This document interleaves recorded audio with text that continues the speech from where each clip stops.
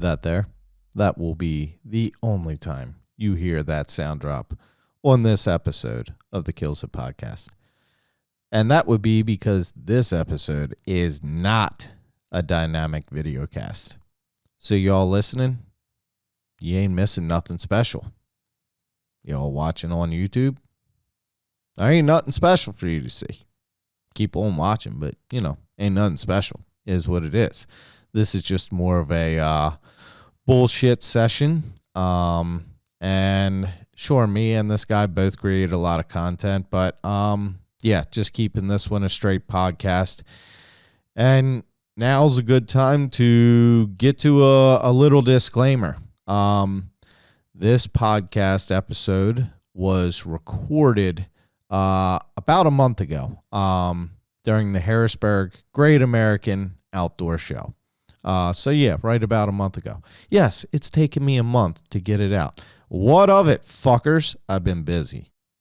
So, with that being said, in light of some recent information, some of the associations spoke of on this podcast may have changed.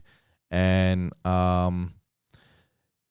this is a guy that started hunting later in life. And I kind of inspired, he's told me, and he's learned some from me. And as well as many others that I consider friends. And he is a guy that has inspired many others, and many others have learned from.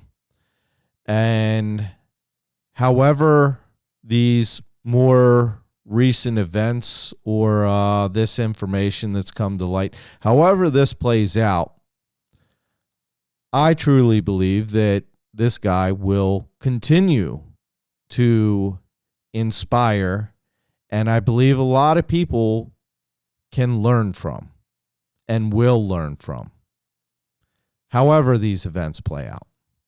And that's the reason that I am publishing this podcast of a bullshit session with a guy I call a buddy, and that would be Conner Wakefield, the Whitetail Drifter.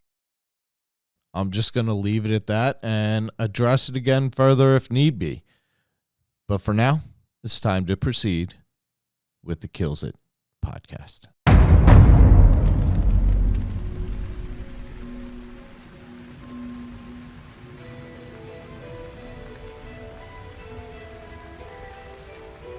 You were born primal. You were born primal. What the fuck's up, y'all? Modern Assassin here in my new fancy-ass studio. I've gone from the kitchen out into the living room now that I got a table. Got a special guest drifting on through. Out from fucking Iowa, tagging along with, I thought Lone Wolf, but I think he sold out to XOP and used to be public, but I think he may have sold out to private. I don't fucking know. Let's get on with this shit. KiLLs. All right, so busting balls with my buddy already. What the fuck is up, Conner Wakefield? Yo, that's so funny because I've been busting balls with my buddies all trip, man. And I was going to say to start, I love the intro. I'm using the "You Were Born Primal" as a hashtag now. I'm using it as a punchline, but fuck yeah. Love it, dude. Now I don't even want to freaking give you any love because you called me a private land drifter. So hey man, I've just been hearing a lot of talk, and what he's talking about at the show. We're the Great American Outdoor Show up in Harrisburg is going on right now. Wait, can I interrupt? Absolutely. This is your podcast, brother. Fucking roll. For all the people listening, did you know Garrett Benner is famous? Famous? Yeah, the famous. People have been walking up to me at this show all day long. Do you know that Garrett Benner kid that shoots deuce broadheads? Oh, yeah. I'm like, oh yeah, that kid. He had a pretty cool pocket arm this year. Pretty sweet for a mobile running gun, hang and bang type guys. Yeah, there's a lot of talk going on about the camera arm world. You're a pretty big deal. I don't know about that. It's funny when I was just talking on the last podcast I did. ATA was a fucking humbling and head swelling experience when I found out not only some of the people I wondered that I've kind of talked to but don't really know. Not only do they know me, but pretty fucking excited to see me because I don't know. I guess I'm known as kind of a fucking wild man. So yeah, you're an ugly face and hard to miss. I mean, why you think I got this big ass beard to cover my shit up? Got a double chin. A little butt chin going, bro. No double, a little butt chin under there. But dude, the show. Anybody that doesn't know, this is your first time out here. Yeah, are you going to welcome me to Maryland? To Maryland. Maryland. We say misery back home. Missouri. Yeah, misery. Well, for a hood boy like you, it's Bodymore Murderland. He is exposing me. That's where you go from the sticks and cross into the bricks, bro. Yeah, I played college basketball, so what? Yeah, I can tell. You're a tall motherfucker. Yeah, it's funny. I ran point in high school anyways. Do you hunt, bro? Do I hunt? I tried one time. See, that's the thing. Like, I can kill a couple species. You kill everything. I said that when I walked in the door. Like, watch the Snap. No, it's not Snap. It's Instagram video. You're walking into this guy's house. There's dead shit in his freaking flower beds. There's dead stuff in the yard. I dig it. Well, all right. So I don't know if you've even been asked this question. Now that you've gotten addicted to hunting, how many years has it been, first of all? How long it's fairly new in your life, correct? Yeah, it's very new in my life. I just completed my 4th season. Okay. So, only archery. Yes, very new. Now that you've got the addiction for the outdoors, for learning a species and learning animal behavior. That's one of the fucking things I love most about hunting is like I analyze what an animal is doing all the time, and most of the time I know what the fuck they're going to do next because I just like analyze them so much in the behavior and what they're doing and their reactions. Now that you've got the addiction to doing this for whitetail, isn't there other shit you want to go chase? Not yet. Not yet. Okay, that's partially a lie. I'm turning 30 on Valentine's Day. No shit. And I'm single. Brick's birthday is Valentine's and I'm single. Day. See, maybe that's why we're fucking connecting. Brick You Valentine. said he wouldn't even like I me. know. He's a little barn cat, but he seems to like you. No, that's what we it got is. that Midwest love. I don't know. Come find out about it. Hey, mine's the 12th, and I'm single, so let's hit the fucking town, bro. Dude, it's getting rowdy. We got plans tonight and tomorrow, actually, already. I got to tell you about them, but where were we? So, yeah. Do you want to chase other shit Okay, yet? I'm turning 30 here in a week or whatever. I wanted to go on a DIY mule deer hunt, public land, spot and stock. But I will say, I've fallen in love with tying myself to a tree and being addicted to making sure that's right. There's something about that to me, especially because I hunt, kind of a different style than most, and I'm addicted to doing that before the sun even rises. That's one thing that a lot of people talk about too is when they get in the tree, this and that, and now you're filming. Did you film all through the year, or I filmed the entire 2019 season? Yes. I thought so. With the reach camera on, motherfuckers. With the assassin reach. That's camera right. arm. That's right. But I do the same thing. I like to be in the tree, have all my shit set. If I'm hunting in the morning, I like to be in the tree, have all my shit set, and not moving, not making any noise, not doing nothing for at least a minimum of 30 minutes, but more like 45 minutes to an hour before that first shooting light. Okay, so I have a really unique progression to this because I'm going to spit it as a newer hunter to start, and I'll just go through the progression of it. When I began hunting, I learned very early on that access was important. Because my gear was not up to par, my access times were way earlier than a lot of people. for their setup time, not only access time, but then setup, like from when you get to the base of the tree to you're up, you're safe, you're secure, I will say you're that silent. Too. Yeah. Absolutely. I was not filming at that point, but even then it was still slower because I didn't practice. I didn't understand all that. So I struggled, I sweated, I got too cold. I went through that whole progression of not having the right layering, all of that. And I learned very early on, like the do's and don'ts, like the how to access, how to listen to your gut when you see a way to access, but it might be slightly harder. But like the other way of access might be cutting across a game trail. Instead, like you need to listen to your gut that says go like parallel that game trail. Do not cross over it. Do not. And when I started listening to that, like I slowly progressed. There's nothing quite like intuition, and intuition also fucks you up like when you ignore it. When you ignore that intuition, you're like, fuck, I knew I should have been. I knew I should have been right over there. And it's usually like a methodical thought that counters over. Perfect example, the buck that I grunted in Ohio, very first sit with me and Ryan Davis out there. We were walking in. I was like, we were seeing sign. I was like, man, right up here is where I found that shed. I found the bedding area up here. I was like, we should be right down this spur.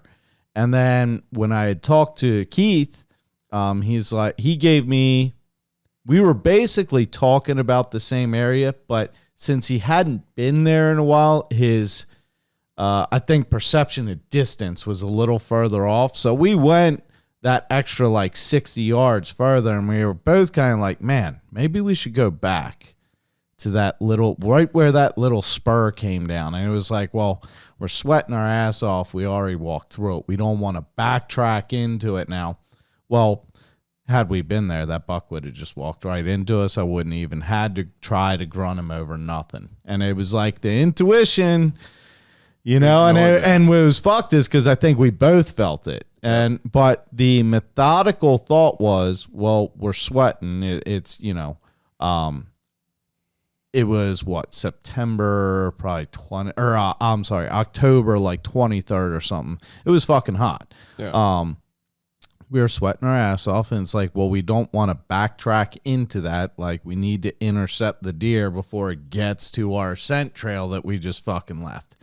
But had we backtracked, still would have been all right. Would have worked out just the fucking way you wanted to. Okay, but like I said, there's a progression to all of this, and it doesn't ever stop. You know, you're saying you learned early about this.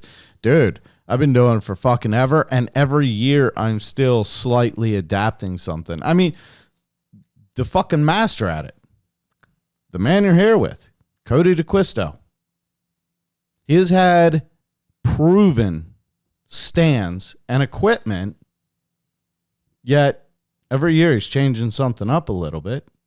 Every year he's doing something a little different. I mean, I don't know. Maybe he's just a crazy fuck like I am. Like, I just can't help do that kind of shit either. I'm always, and I think, you know, anyone passionate, it's going to be yourself too. You're saying you learned this shit early. Shit, next year, you're going to look back at some of the decisions you made this year, and you're going to be like, why did I think that was a smart move? Yeah. I still do it all the fucking time. Yeah, so it's crazy. So my first year, I didn't even mobile hunt. I hung a stand. I hunted it one morning, got out of it early, went to the other side of the river, bumped a deer. I've told this story a few times, whatever. Got back to the other side. I found somebody's stand. It was late November. I got a late start to the year. And texted a guy. He said he wasn't going to be in it. And like 45 minutes later, I missed a good one. That whole year, I hunted horns and was pissed off at the end of the year because I didn't fill a tag. The next year, it was like, whatever. I was, I guess, private land drifter then. I killed my first spike buck, a deer, from a climber on private land. Well, this was over my whole. You weren't even private land drifter. This was pre-podcast hunter, even. Yeah, I wasn't even a podcast hunter then. It was alarming. I don't know, but I was being like, it was crazy. Like the circles of life is crazy. Like I was going right back through my roots again. Like I got second or third opportunity. I couldn't even count them anymore, to be honest. So it was really cool when I gutted that deer and ended up in the creek. I cried as I like washed my hands, because that's how I grew up. I grew up playing in the freaking creek. Like, it was a crick then. Actually, I learned how to speak grammar sense a little bit. Well, you know the difference between creek and crick, right? One's in the East Coast. Well, I went to school for environmental analysis and planning. I actually had to take There's a legitimate. Don't tell me that. I got a degree. I even had to take extensive hydrology classes and out in Frostburg, and the definition difference between a creek and a crick is a crick has car parts about every 8th mile or so. But other than that, they're basically the fucking same thing. Okay, then we can confirm it was a crick. Right? You see, you know the difference when you go that route. Yeah. So that was a really good year. I ended up harvesting another buck that year, and ended the season filling 2 buck tags in Illinois off private land. The next year, though, would be a little tougher for me. I branched off and went on to public land for the first time. Did you feel limited on your private, or just wanted to do something different with the public, or why? What flipped to be? I mean, you had a place you just killed deer, so you have access to a property. We lost that property. Okay. And I did have another one to hunt. I think I was tiptoeing it a little, honestly. So well, of course, you're not. Okay. You are. So this is part of the progression too. Like, honestly, like I tiptoed my private land, because that's what anywhere you go, that's what they say.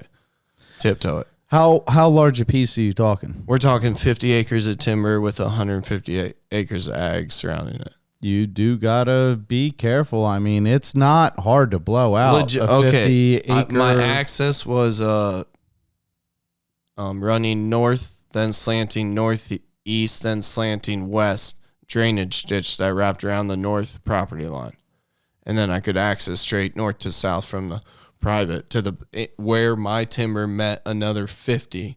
So it was technically 100 acres butted up to a neighbor's. It laid out like actually pretty good. Gotcha. Besides for straight west winds, like you couldn't pull into the place basically. Yeah. See, and that's that thing. If you're not aware of that, or if I mean, this happens. The weather says it's doing one thing, and you get there, and it's the wrong direction. Well, if you press the envelope anyway, it's not hard to push the smarter, more mature deer out of that 50 acres. Like, correct, easily. Sure, easily.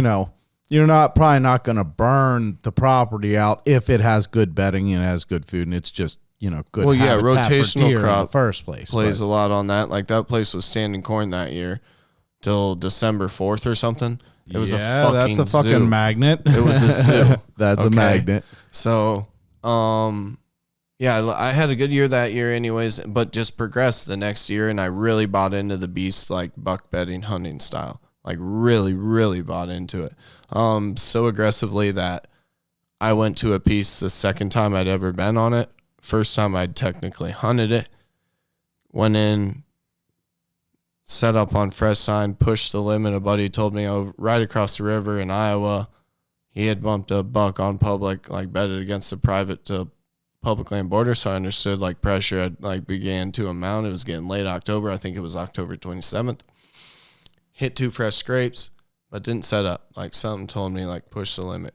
But I also understood, because I pulled out like Onyx maps and looked at the terrain, that there was one more ridge between me and the private border. And I was like, well, if I haven't bumped him by now, like, he's on that one. Yeah, exactly. I understood like the house was close enough to that private public border, they would be hunting that. I was like, if there's one here, the sign's that fresh, he's going to be. And how I know that is like when I would stumble around postseason bumping deer, I would walk up behind him and I would read the track, read it. And I would understand like the freshness of it. I wouldn't just look at like what it was, who it was, like what it is. It was the freshness and how it related to my boot track directly next to it.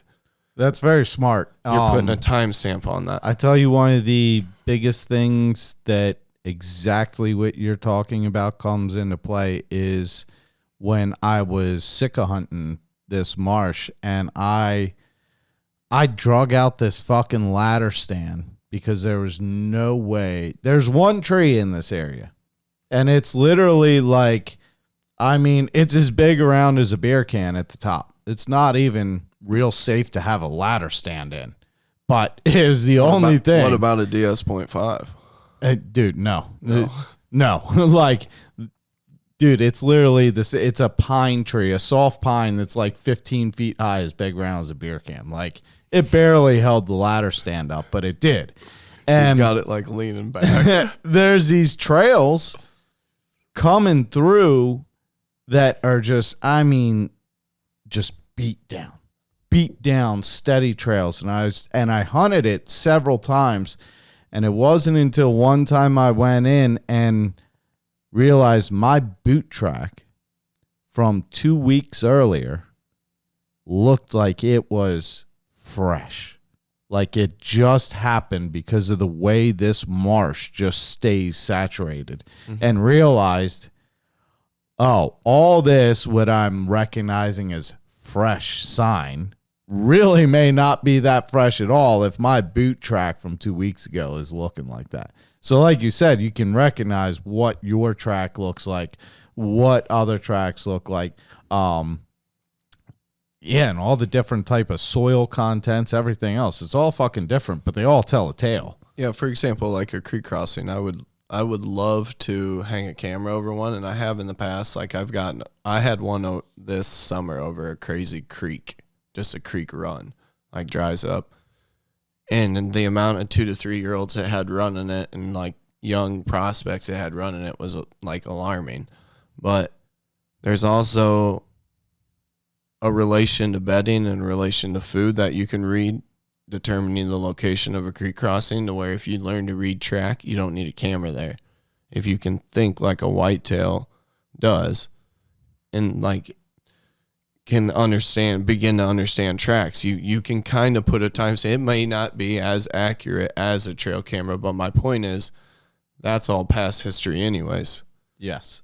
So you can make, but without a trail camera in there, you're not pulled in there to go check it when you're not hunting. I think, and the fact is, you can see a big scrape, you can see a big rub. Neither of those necessarily mean a big deer, right? But a small deer does not make a big hoof track like a big buck does. The track doesn't lie. It does not. My buddy said one time, he said that big buck can hide himself his whole life. He's like, he can walk in the night, he can make his rubs, he can make his scrapes in the night. He doesn't have to rub, he doesn't have to scrape, but he can't hide his track. Yep. Truth. Cannot. Truth. So I started to understand this shit. And what do you think a buck is tracking a doe by? Well, I mean, when it gets ground scent, it's exactly, track, it's the ground scent, it's the interdigital, it's the hawks, it's the the urine, but it's all, basically it's the step for step is my point. Yep.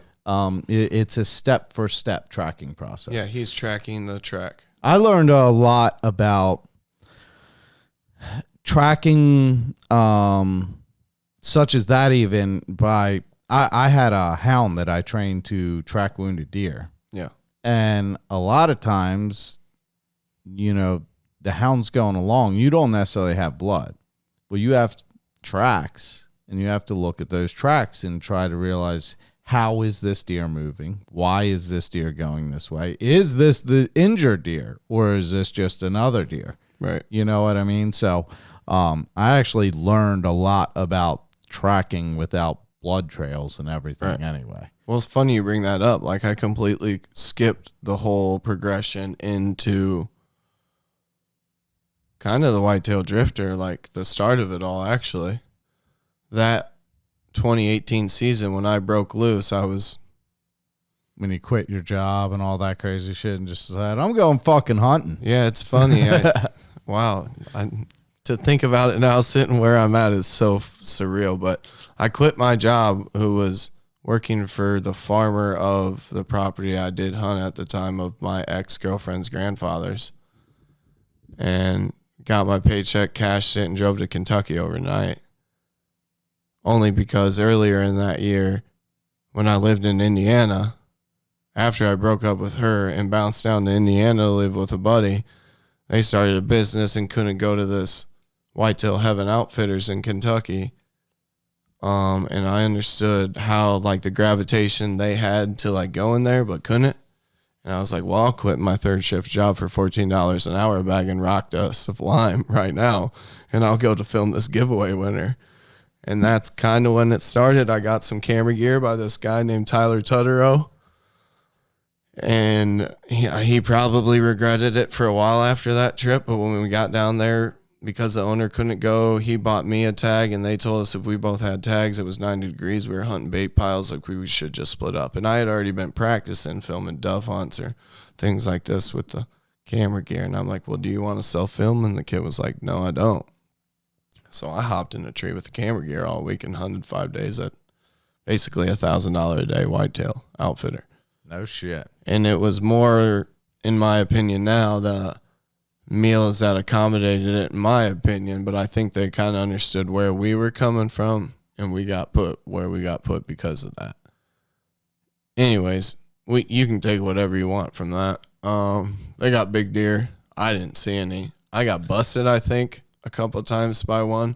But in my opinion, like, I went to the place, and I've only been hunting 2 years at that point, maybe. In my opinion, my first year didn't really count, but if I sit down with a whitetail hunter, like, they're going to tell you, fuck you. Like, my first year was like that, too. Your year counted. So I mean, that's why I'm 4 years in instead of 3 years in right now. Even if it started late, I mean, it doesn't matter. You still hunted that year, so. Yeah.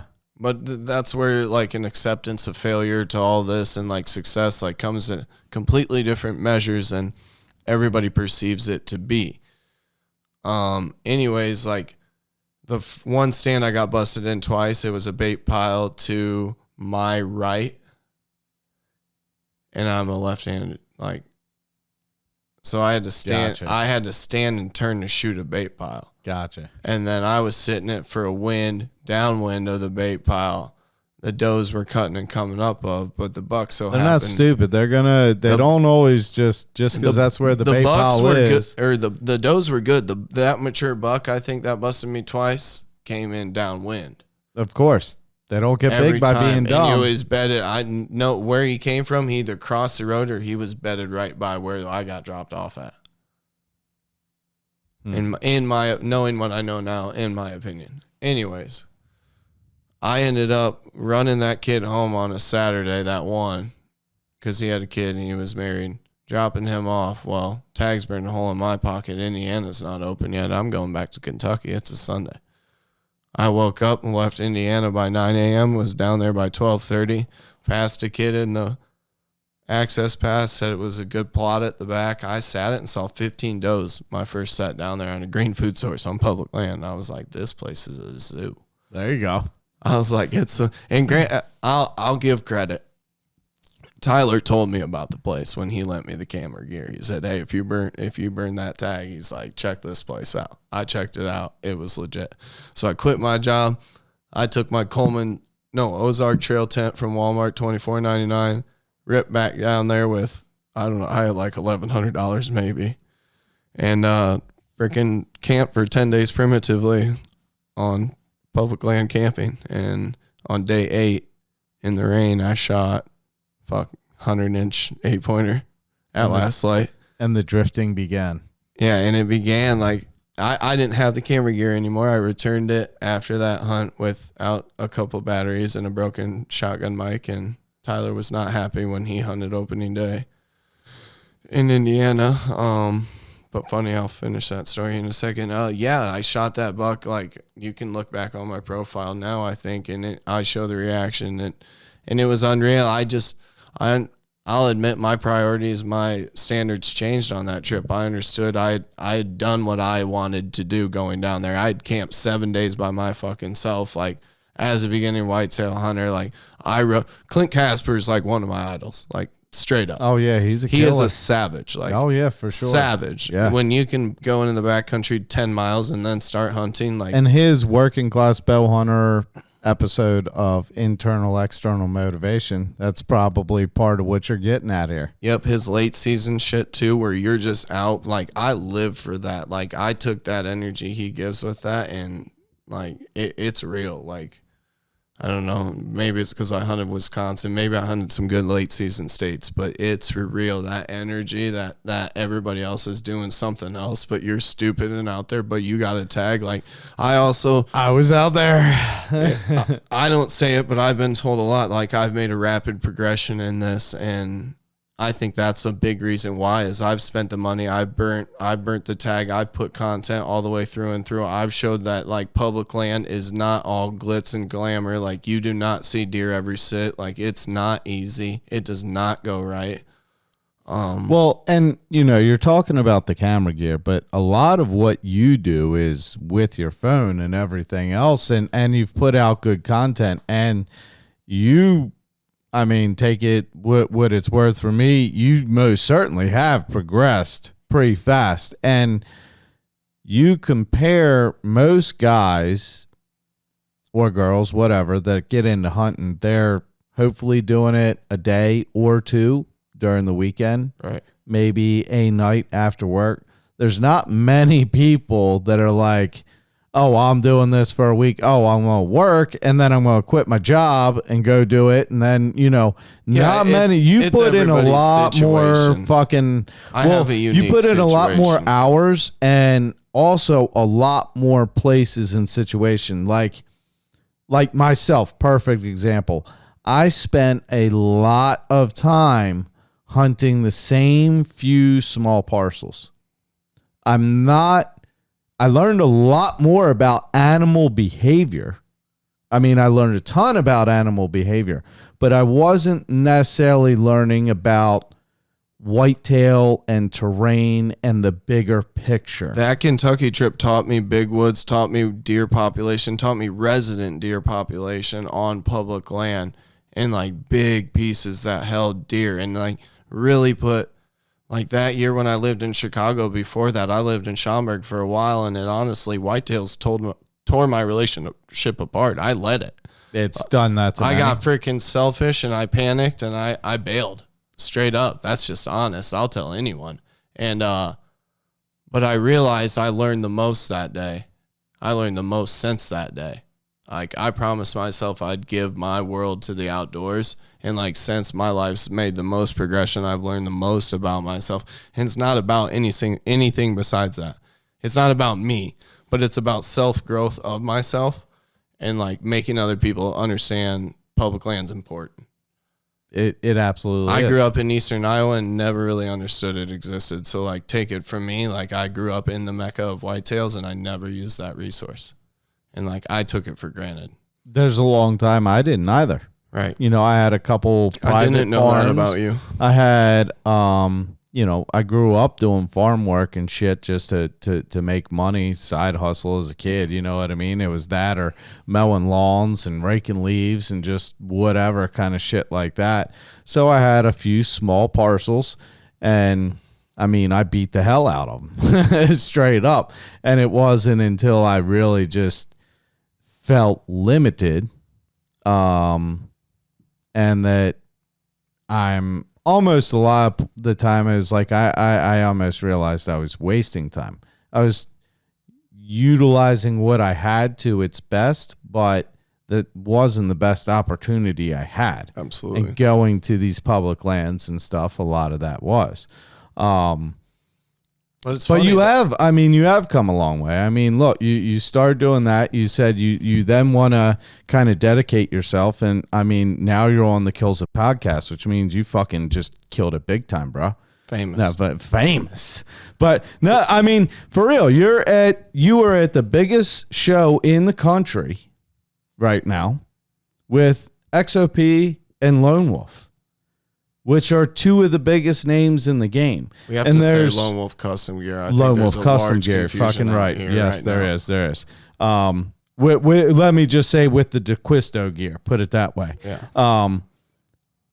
But dude, that's a fucking big deal. Like, you think about how many guys have grinded in this forever, and have wanted an opportunity like that. I mean, myself being one of them. You know how long I fucking did this shit for a long time, but where I am, I don't have the biggest fucking deer. Nobody knows who I am or anything. Podcasting wasn't a thing. Fucking YouTube wasn't a thing. Facebook wasn't even really a thing. But, you know, but I also have kind of pigeonholed myself in just the way I do shit, and I don't fucking bend. So it's funny, though. I did it, too. Like, you bring it back, like 2017, I became the podcast hunter. When I moved to Chicago, I got all my resources through podcasting. Like, my parents did not hunt.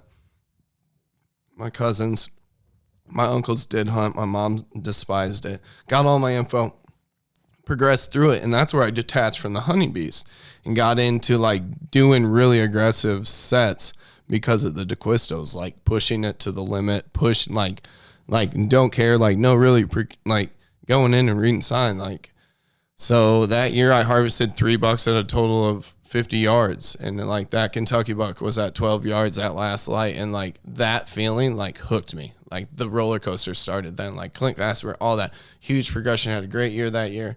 Come full circle 2019 now, right? Coming to the close of you, yeah. Yeah, the close. So of the full 2019. public land hunter, blowout, average bow hunter, whitetail drifter now at this point, right? I fortunately, King Kurt has always believed in me, dubbed me Whitetail Drifter, like gave me my berth basically. That's just straight up no homo. I remember it. Listen to 261, you'll know what it is. But fortunately, there was a DeQuisto 1.0 number 3 prototype around with some mini sticks, and I took that to Kentucky. Which was you basically had the tag for Kentucky, which gave you a crack at the earlier season. Because I hunted turkey down there that year. This past season, 2019, which like Kentucky seems like an expensive state if you go just for whitetail. Go turkey season, so you pay your hunt license right out the gate. Then come fall, it's not very expensive, and that works for a lot of states. You get the tag. I do the same thing with Ohio. That's a huge like out of state tip right there. Like it'll save you a ton of money. It's unbelievable. You basically actually buy the license, and then you just buy either your deer tags or you buy your turkey tags. Yep, but I took that 1.0 down there, and honestly, it was dry. AHD hit the piece super hard. In 2 days, I burnt edges and speed scouted and just couldn't read track, to be frank. And a buddy at the time told me hit lows, hit creeks, and I was just not finding sign. Yeah, and if that it's makes dry, sense. If there's going to be sign, let's search for wet. Well, Yeah. so we're fucking dried up EHD deer. Yeah, I found I'm sure. 5 deer that morning dead because of EHD. Fine. When you got turkey vultures flying out of creek beds, that's not a good sign. Yeah. Not a good sign. One good 138 probably. A couple, like a good 2-year-old. Like, it got hit hard. I know people that, like, we think 1/3 at least of the population. It's hard to say, but that shit, I mean, and it's weird. A lot of people say it hits the bucks harder. My buddy found 2 180s, 2 upper 180s dead. I mean, I think it's probably indiscriminatory about which deer it kills, but you're more likely to find the 180s than the does. Of course, yeah. You know, in general. I found 3 does. Yeah. 3 does, 2 bucks. Yeah, It was hitting. Yeah. I don't know if it would just had hot pockets all right there, but it hit, bro. Anyways, I found sign. I hung a camera. Don't know freaking why. Shout out Dave Ebright. Kind of over trail cameras at this point. But that's neither here nor there. Anyways, got in there opening morning, got set. If you don't believe in hunting mornings in October, then I don't believe in you. I'll say that. Crack out of your shell a little bit. The deer right here behind me came from a morning in October. Listen, like, it's all theories to me. I'll say it. Whenever you can hunt. I agree. That's all I'm saying. I am not like taking shade at anyone. Just hunt. Like, when you can, hunt. Don't listen to this. Don't listen to that. Like, go make up your own damn mind. The only thing, like, a friend of mine that was just hunting, Well, DeerCast says it's not a very good day today. Dude, your situation is so different. But it's like, well, can you go hunt today? Yeah, but well, then get your ass out there. Like, I mean, if you have the opportunity to go hunt, go hunt. And the only thing I say, unless the wind is completely wrong. If the wind's completely wrong and you're just going to blow your spot up. I don't agree with that partially. And why is that? Because people are just afraid to. Well, now, I'm not saying you. Because and I think you're applying that a little bit, and this is why I'm saying what I'm saying. But I learned people just had an excuse. A lot of them. Like you can't park at that same parking lot and walk up the road a quarter mile or walk down the road a half mile and loop in and around. The person I was speaking of, you can't bring a kayak in that motherfucker. Well, like I was saying before, I hunted, and a lot of people do. Maybe only that 30, 40 acres, or like you had 50 yeah. that you were. It's situational. It is absolutely. It's absolutely situational. And here's the thing. Well, the wind's wrong for me to go hunt my small piece. But okay. Now I'm limited. Now I have a choice to make an excuse and say, well, the wind's wrong. I can't go.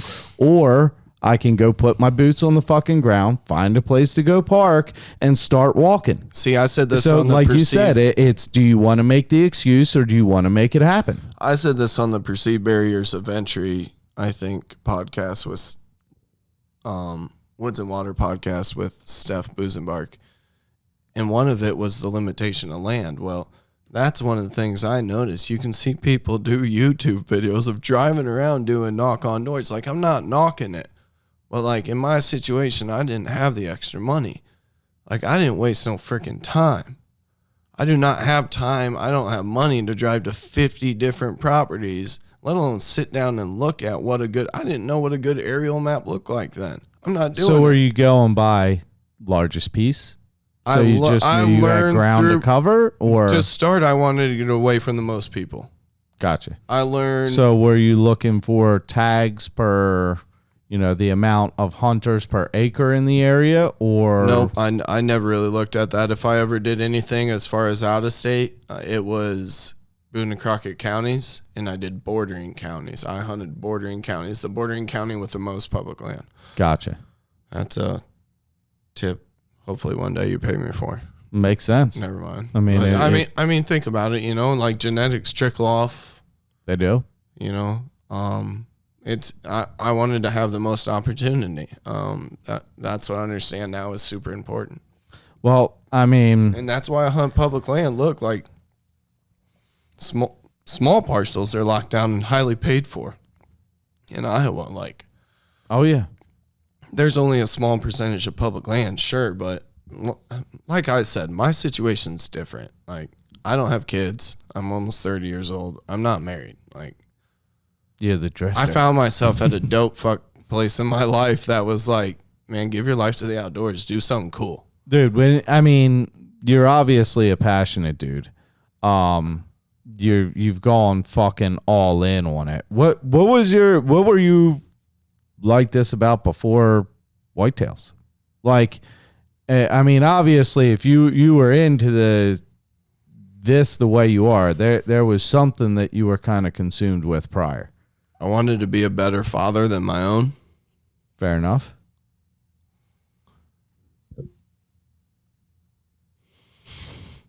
I can actually relate to that in some ways. That's actually really hard to say. I'm just going to be honest. Like, it's impossible, I think, now. So for the better part of my 20s, I did that. But before that, Kobe Bryant was my idol. I played basketball. I went to an NAID too. I was good at basketball. I was not even being cocky. Like, so that's what you were driven and passionate into. The school I went to the national tournament my first year there and redshirted the whole first freshman class. No shit. Like, we hooped.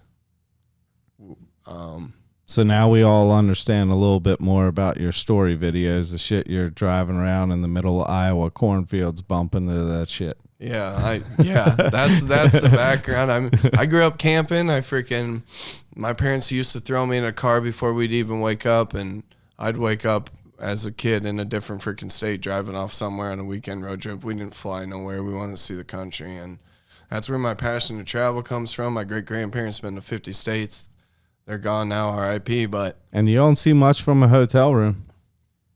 Yeah, so yeah, you know what I mean? Dig like the pastime. Like honestly, it's part of it. Like I think it's a mental aspect. Like when I'm comfy and cozy in a fucking, you were born primal. Amen. When I'm comfy and like cozy in the cabin, I don't want to get out and go hunt. That's straight up. That's true. When 3:30 rolls around and I'm frozen, I am getting up to go hunt. I promise you that. You know why? Because I can thaw out my car for a little while. Right. Then I can walk in. I can be warm. Dude, I've seen you do all this too. I know exactly what you're saying. 100%. And it is like, I mean, it's just a completely different experience. Even if you're eating just a fucking shitty can of soup and a piece of buttered bread sitting by a fire. I mean, just sitting by that fire and chilling. Dude, you're there for the fuel, and you haven't gotten your fuel yet. That fire's the energy. Yeah. Like whatever you're eating in between is not why you're there. Like, look, I'm not at the hunt horns like part of it yet. Like I don't hunt inches. Like I in a way hunt off heartbeat. I want to kill. I like that. My buddy said that. Like I can't. But that's freaking true, and I think that's true for most of us.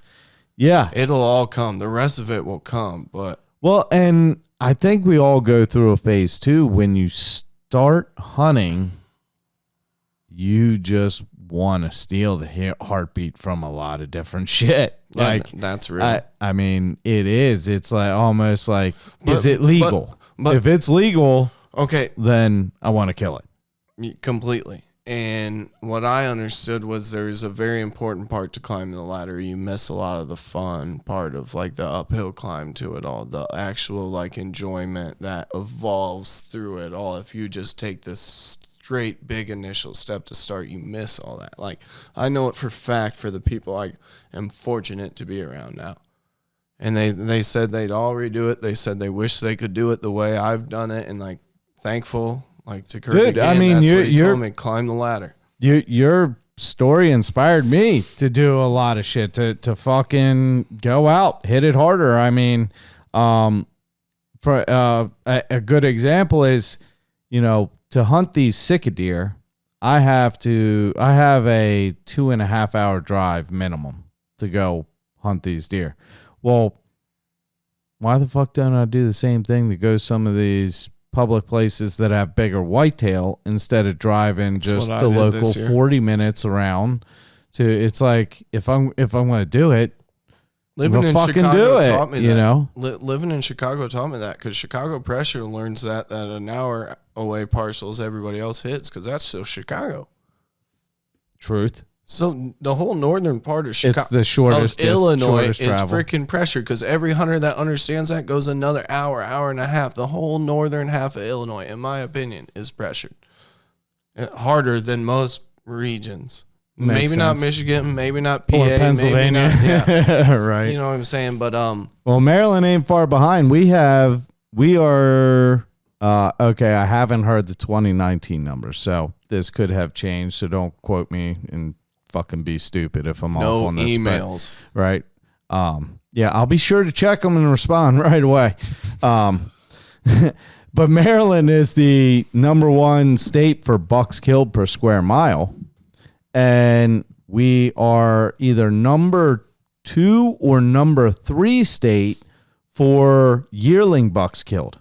So when you're the number 1 state for bucks killed per square mile and 2 or 3 for yearling bucks killed, you ain't stacking things in your favor for a bunch of mature deer.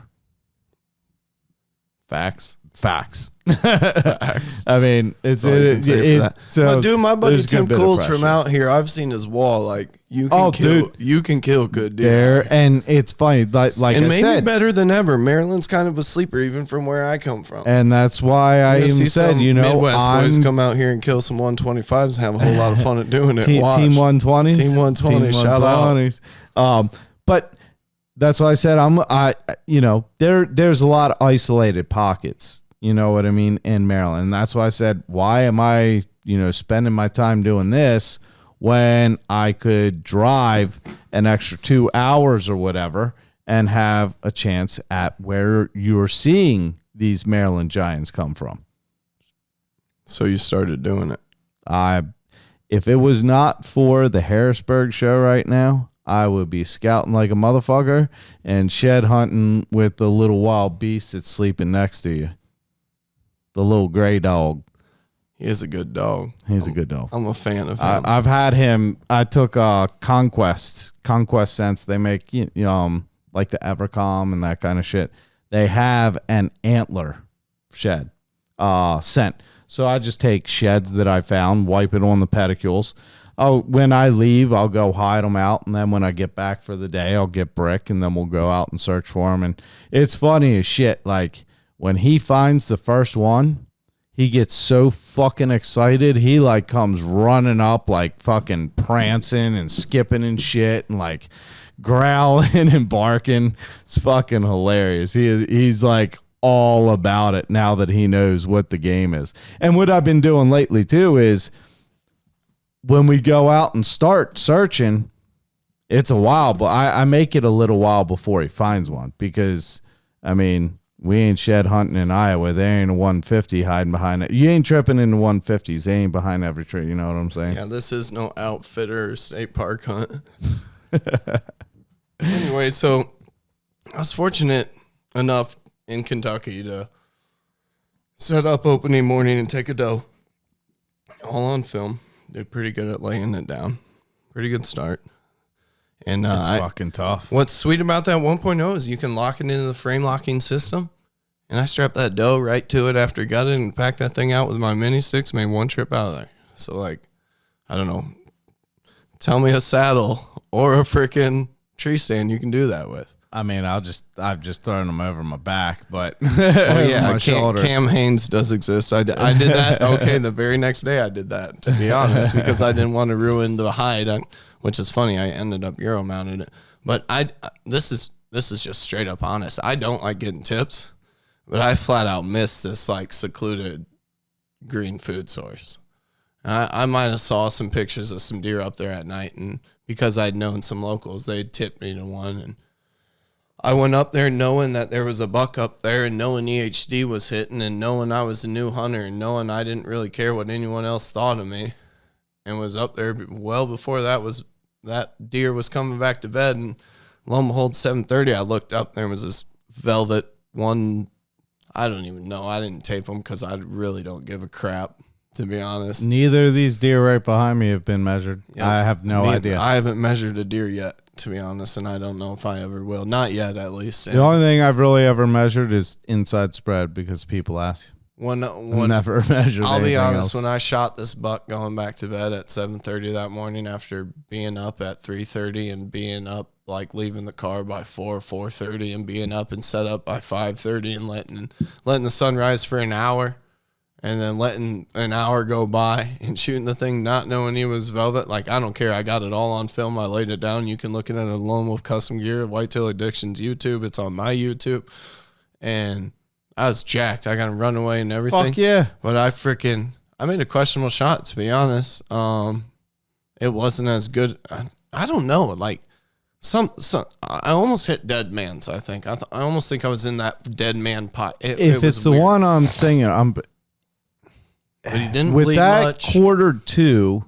Yeah, he did slightly take a step to me, And which I when didn't you, understand. a lot of times when you hit that diaphragm, material, that diaphragm, it then just becomes like almost like you popped a balloon inside, and it's now like it just acts like a deflated balloon, and it will lay right across the wound and plug it up. I think that was part of it too, along with pulling it all along, flesh, intestine, whatever it was. Yep. And I mean, for the way at quarter 2, you were a little far back. Yep. You know, is you know. Yep. But he did take a step on me when I released it's so Sierra. fucking hard when you are self-filming and your adrenaline is going, and you know you've got them in the frame of the camera. Yeah, the and you go likeliness to of drill finding back, that and deer then when there. they start, like a lot of times you don't recognize that they started to move. A lot of people wouldn't even understand like the paramount of like the opportunity that like lied there. We're talking about the first 2 deer that came from the 1.0. Like the fact that I never even been on that motherfucker.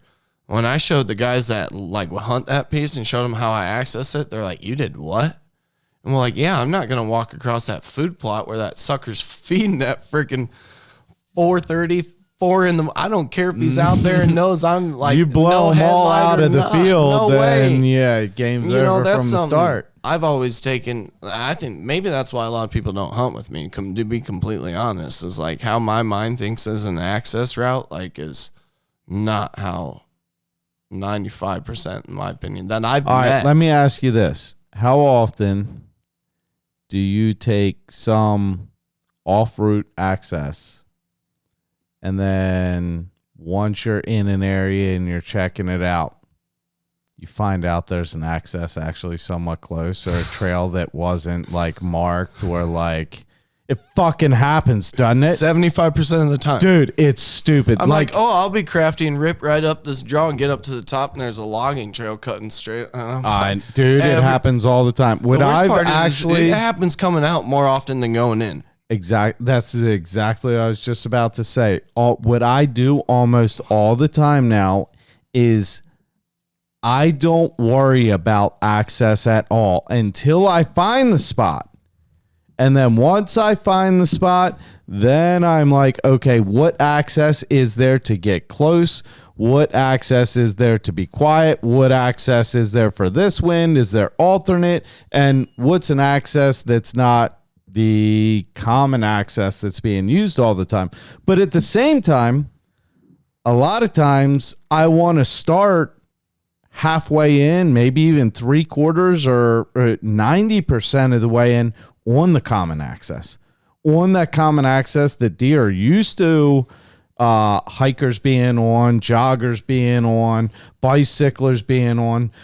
A lot of times that's the trails I want to be seen on. I'm not worried about being seen on. And then it's like, okay, now where do I access that hunting area different? But I mean, 1, I'm going to take the easy access, and 2, an access that deer are already used to human pressure, human scent, humans passing by, and figure out, okay, now from that, how do I access that area I just found? Oh, I'll agree completely. Listen, like mature bucks are crafty, like, and They don't get big by being dumb, plain and simple. That's the ones I want to hunt. Like, he can be small, but if he's crafty and like he really made me like trip. A mature deer. There's a progression now. Like I'm chasing a good one, as Byron Horton says, a good one. 3.5 years old, 125. This year in my resident state, I'll probably be chasing that 4.5-year-old. But through that opportunity, I was fortunate enough to be set up to have a great season after that. Cody extended his hand to me, reached out, has been nothing but pretty much a brother to me, like, to be completely honest. And he's I don't know. Being at the show, it seems like he's been beating you up a good bit. Yeah, we've been busting each other's balls hard along with Jason Campbell. Like we're all just brothers that like each other but really hate each other at times, to be honest. It's just like, well, this kid, like, fair enough. It's fair. It's just honest. I don't know. And they're all super nice. Maybe I'm just an asshole. I don't know. Anyways, like this year I had a stellar year, because of, getting mobile is just what it's really about, in my opinion, not falling to the textbooks. You can only hunt this tree stand on this wind. The north wind's the prevailing wind, and that's when deer move. There's a lull according to your property, And all this stuff is, again, why I hunt public land. Like, all of it feeds to, like, why you should just give public land a chance. Like, you're limiting yourself. Like, hunting out of a saddle, you're limiting yourself. The limitations. Oh, slip that in there. Dude. Let's talk about it. I fucking love the saddle. There's a lot of places I know, that I got you're probably into. the hardest person, I think, to argue with about it. I'm not even really going to argue. Here's the thing, though. I mean... It's a tool. I'll say that. Well, I killed a deer from one. Dude, and it's like a cult. I know what you're saying and joking about too. Like, it's all a cult. You're right, it is. It's all a cult. The saddle hunting cult is like, but this cult doesn't have a limitation. Further. It's a little bit. There's no limitation. But you're free when you hunt from a tree stand. I don't agree to that at all. I mean, well, yeah, probably not, because you can sway and rock however you want. I mean, like a stripper on top of a platform. Doesn't matter which one it is. The thing is, yeah, there was times where it was like, fuck, I wish I had that saddle right now, or a stand right now. There was times where it's like, man, this particular set would be perfect for a stand. There's times where it's like, I probably wouldn't have been able to hunt there without a saddle. It's versatile, but I also have a platform that I can turn on and pivot and hunting from the saddle, a big reason why I developed the Assassin Reach camera arm. I found limitations in I wasn't going to be able to film the way I wanted to. I will say, let me speak, my limitations will come with only running a saddle for a month and a half. I have not given it the full opportunity of running like a full hang and bang system like the Tequisto series. Like, granted, I started the year before with just the Sandcast, like 8-pound. I had River's Edge steps, and I think I carried 3, and they were heavier than shit. I might have carried 4 in the late season, but I knew I only had to upgrade. Fortunately, my brother... You got the biggest upgrade you could fucking get. Yeah, my brother Kurt, like I said, like, there's no denying it. I will always say I don't, like... I know how to work hard. My father taught me that, but like, I'll admit, I'm never gonna say like I did not have help. But I'll say, people think you can just throw some pictures on Facebook, throw your pictures on Instagram, like check the rap street. I listen to and having help doesn't mean you didn't fucking grind. I shared working class bow hunter. I showed brand loyalty, is what it was. Like, if you want to look at it, if you want, if I'm not humble about something, like I'll speak big headed on that all day. I don't care. That's where I called myself a podcast hunter on my own shit. Like, that's where it all started. It's what it is. If you've listened to me, that's like, we're just getting working class for your ass. That's what it is. I don't know. I said I was going to clean it up on this podcast too. I can't. Fuck it. Let it roll. I think I know I'm probably not going to apply for that position now. Maybe I shouldn't have said that on this, but life's good. Like I said, I've learned at this point now, I don't think I need to be and chase the changes that I always thought I did. And I always thought I had to jump at always opportunities. I'm way better. I finally caught up to my own mind, is what I say. It's the last day of season. I climbed down 15 minutes early. Honestly, there's a way bigger challenge to like the personal Conner, like the biggest battle. That's like way harder than bow hunting. Yeah, way harder than freaking bow hunting. Yeah, no one. We're our biggest drive, our own biggest enemies at times, own biggest critics. When you're both the angel on your shoulder and you're the devil on your own shoulder, with your head stuck there in the middle of yourself, sometimes it's hard to get out of your own fucking way. And that's one thing that I am in my own way a lot. I'll just admit it. I just am. I am fucking just kind of chaotic in how I do things. It's just, it is what it is. Listen, I'm not saying you don't have to work hard, but like through my progression of this year and the season that I had, even that 2018 season, looking back at it now, I know I spread myself way too thin, and it's not even in the aspect of whitetail hunting. It's the postseason scouting. And I think the beast hunting style did that to me. I think having to feel the urge to run around and find as many bucks as possible, or finding a good area. Now, I might not have understood, but for some reason, like, I understood it took a lot of miles, and like I learned that from that, and I think I just pressured my own deer, and I think it might tilt some deer into bedding areas to better benefit those guys because they know how to hunt pressured bucks. Here's the thing too, though. I think at the time you may have even known it may not have been the smartest thing, but yeah, I probably it's didn't fun. care. Yeah, it's fun. It's new. It's exciting. It's like something you want to do. It's like shed hunting. It was a lot of fun. It's like, especially when you're new to it, it's a way for you to be engaged. It's a way for you to be involved. It's the closest thing you can do to go hunt whitetails at that time because you can't legally go kill a whitetail. That's as close as you're going to get to hunting a whitetail and getting that adrenaline and feeling like you're prepared. Listen, I guess I'm saying in a way deeper way that life's more bigger than all of it. Oh, yeah. Like, I sacrificed a damn good life leaving Chicago at that time to chase whitetails. I think I still would have chased whitetails, but I copped out. And, like, I know now, like, I left a really good life. It is what it is at this point. I'm an honest person. That's why I say that. But, like I said, I don't have any regrets.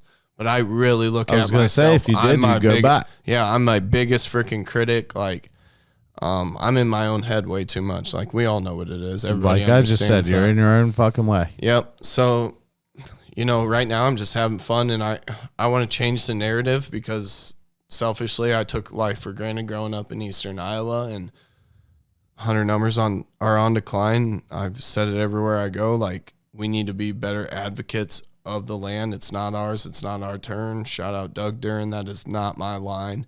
I mentioned that on a podcast once from you saying that. I have, and I didn't know who said it, so I'm glad you clarified. It's just real. Listen, I saw the disconnect early on, and that's why I hunted horn my first year, because I wanted to be up with my buddies and stuff, and none of it made sense. And a lot of that, and a lot of the same thing you said, being brainwashed. No, fuck it. I'll say it. Brainwashed into the buck beds. A lot of that and the horn hunting and everything and all, a lot of that's due to social media. Yeah. And the pressure of what you think everyone else is doing, even though you're only seeing the highlights. And again, that, like we were talking earlier, that fucking flow of information. Yeah, so it's the era of information, but you're not going to learn it, and there's no better time to learn it than in season. And that's my point. Agreed. Nobody else besides Cody ever pitched it to me like, hey, no, I don't only do in-season shit. I just stay out. Like Clark Cummings and Austin Chandler kind of talk of that. If they hang stands, it's early June, and they're staying the frick out. Yeah. But Cody's taking it as far as might shed hunt, might go look at a couple areas if he has time in the off season. But what's it matter when you go in the woods? You're setting up on fresh sign every time. Yes. Now, I say that because out of the 400 to 600 acres or hundreds of miles, I estimate I walked in total this year. I ended up hunting 1,000-acre piece. Well, what's your ONX say, bro? You estimate? Shouldn't your ONX tell you how many miles you put on here? Does it have a mile tracker continuously? You can look at it yearly? No, I think only if you set the tracker. Jared Larson, it needs to have a recorded step tracker in it. I'll just busting your balls on it. Well, we can show you the screenshot if you want to see the pins, fam. Oh, dude, mine's pretty retarded too. I've only been hunting. That's just Iowa. Yeah, you got 3 or 4 marks there, it looks like. 3 or 4. I don't even hunt, guys. They're all private land spots. I just got a high fence lease. Let me tell you about it, folks. It's 1 acre of the wickedest bedding ever. I mean, 6 mature bucks on it. I honestly, I didn't even know that you were coming out for the show when I knew Cody was coming out with Lone Wolf custom gear and all, obviously, and he's like, yeah, I got this guy, the Whitetail Private Land Parker, coming out to work the XOP booth. And, obviously I couldn't have thought that was the Whitetail Drifter he was talking about, but turns out it is, guys. Yeah. It's fucking tough in this world, ain't it, bro? Super tough. It's just tough. My dad once told me life sucks. Deal with it. I don't care how old you are or what age and era it is. That's the fucking truth. But, a lot of what we're doing is busting balls, talking about fucking people talking shit, starting shit on the internet. And I'll fucking say this because I really don't give a shit. And Cody, I look at Cody as a friend of mine as well. Obviously, I'm not close to him like you guys are. We're fucking 18 hours apart. And the same with Kurt and all. But there's been a lot of talking bullshit after the DeQuisto series camera arm came out. What are they calling it? The pocket arm? The pocket arm. Yep. Yeah. There's been a lot of bullshit about that. You know how many people have sent me messages like, bro, that's bullshit. They ripped off your arm. Or I had a guy ask me, literally, he said, did the DeQuistos just steal your design, or did you work with them? Well, I'm like, neither. What are you talking about, man? Like, they're completely different. Oh, no, it's the same thing. I was like, nah, actually, I just saw Andre at ATA and talked to him for like good couple hours. Awesome, dude. I mean, the only thing that the camera arm I designed and the pocket arm has in common is they're 3 pieces. Well, they can fit in your pocket too. And they attach to a fucking tree. And neither one of us are the first to make a camera arm that's 3 pieces or attaches to a tree. So, I mean, that's about where that bullshit ends. It's just people want shit to talk. Just like you. Oh, he said he only hunts public land. Well, guess what?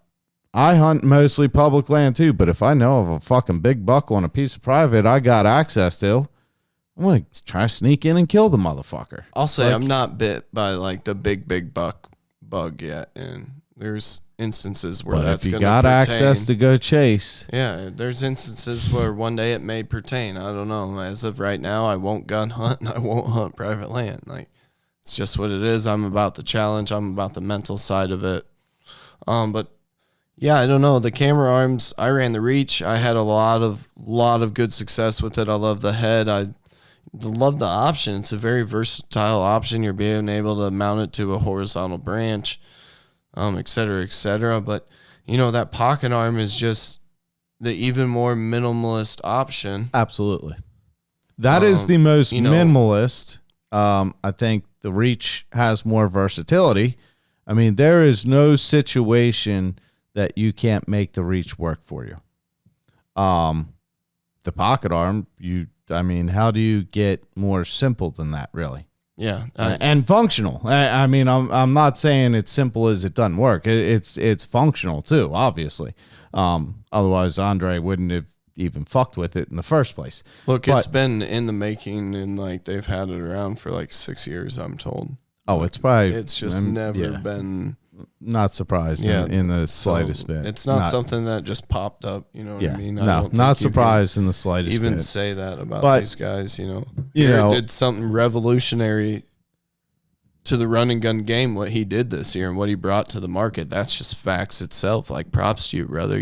I appreciate you shook that. Shit down with that. And if you self-filmed this year and you didn't run that arm, like, it's something you should look into.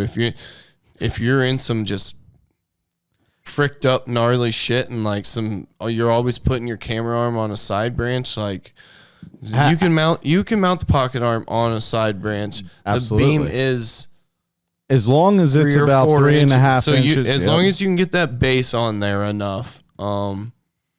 Yeah, you can even wrap the strap around a couple times if you have to. There ain't much you can't do. There's always going to be the option to mount that pocket arm to the main tree, and I think that's what everyone's looking for anyways. Like, yes.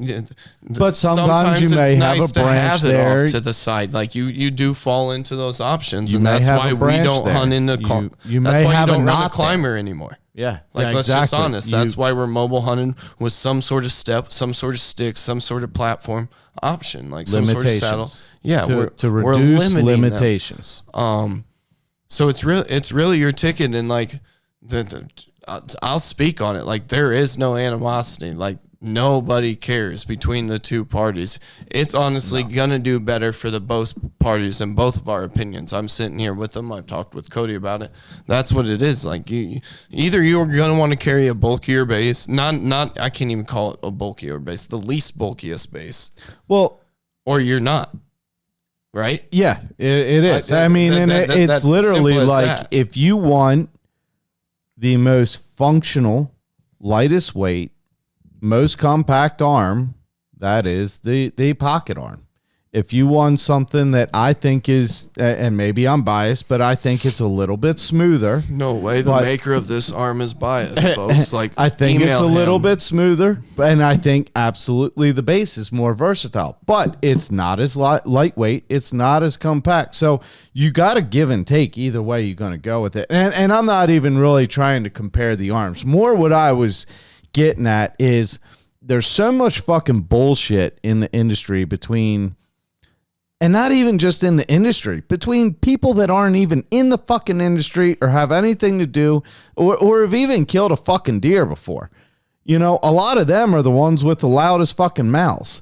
And it's so crazy. Dude, and there is companies battling each other and fighting and bullshit and all. But for people to start to introduce, I mean, it wouldn't have surprised me if maybe at some point Cody thought maybe I was doing something or saying something shitty if someone else was, because the same thing, like, oh, they stole your shit.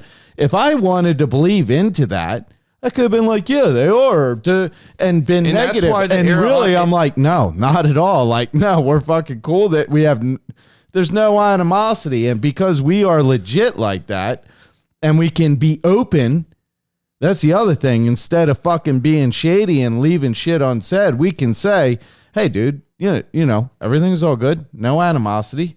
Like what you did. Oh, this is pretty fucking cool. I mean, okay, this tells you there's no fucking animosity. This is no bullshit. At ATA, I sold one of Andre's pocket arms. I mean, he, Kurt, and Cody had to go do a podcast. I'm sitting there eating food. People are looking at all the DeQuisto series, Lone Wolf custom gear, and no one's there. Well, because I'm a gearhead, I know almost everything about the DeQuisto series. So I walked up and filled the booth for a minute because no one was fucking there. And then Did you accuse us of being late? Is that what just happened? Can I attest for the company? This was ATA. Oh, okay. Even ATA, Cody, Andre, they were probably looking for muffins, guys. Like, understand. They weren't on podcast. They were after the Muffin Man. Muffin but Man no, tour. you know, there's no bullshit. Dude, it's fucking stupid that people even want to start shit when there isn't anything. And I think a lot of it is people want to feel like they're first or part of a side, like when really there's not even a side to fucking be on in any of this. But that's the internet, dude. It's a fucked up age of information. Anyone can say anything they want, and without knowing any better, people can just fucking repeat it. No, yeah, and like I was going to say, the era of information is actually bad because everybody's trusting and nobody is verifying. And huge problem. You can make yourself look really stupid when you don't do that stuff. Huge problem. Like, everybody's guilty of it. That's just what it is. Like, all you got to do is look at Facebook, and most people share the articles, the videos, and everything else from the title alone. They haven't even looked into what it actually says. But the title, as long as it's provocative and fits their narrative, they say it.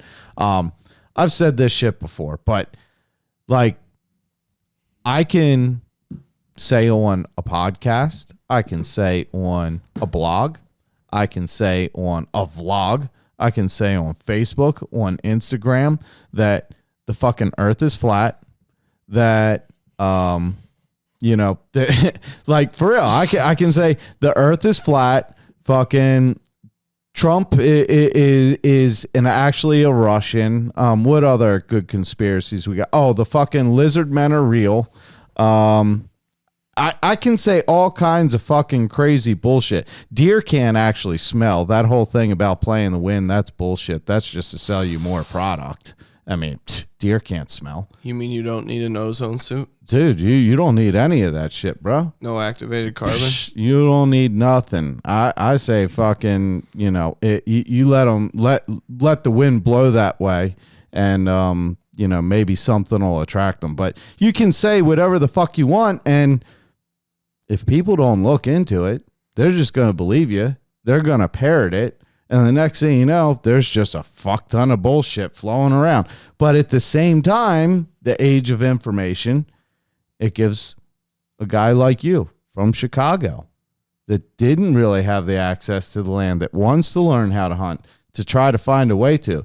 It gives guys like you a chance to, I'm in Illinois and I want to scout Kentucky. I'm going to try to talk to a guy down there. I'm going to try to figure something out. It gives a guy like you a place to share your story and to inspire other people to do the same, and to start giving back to the outdoors the way you want to. It's a fucking very sharp double-edged sword. Nah, I looked at it like that, I guess, huh? Not completely, but you try and stay on one side of the sword for so long, you know, because you have what you believe in. Like, we all know the other side exists. Well, in a perfect example, you could be nothing but helpful in what you're trying to do. I'm going to use fishing as an example here because this is just the best.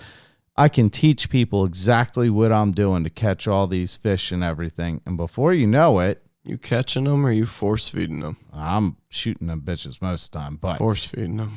But if everybody learns, well, this is the color I'm using, and that's the bait I'm using, and that's where I'm fishing, you think my fishing's going to be any fucking good anymore? Bet 20 it won't. The age of information. Bet 20 like it won't. You're doing a good thing by sharing and helping people, aren't you? But what you are and you are. Like, exactly the double-edged sword. To what degree? Yo, because that spot's probably someone's honey hole that took them 30 years to maybe find.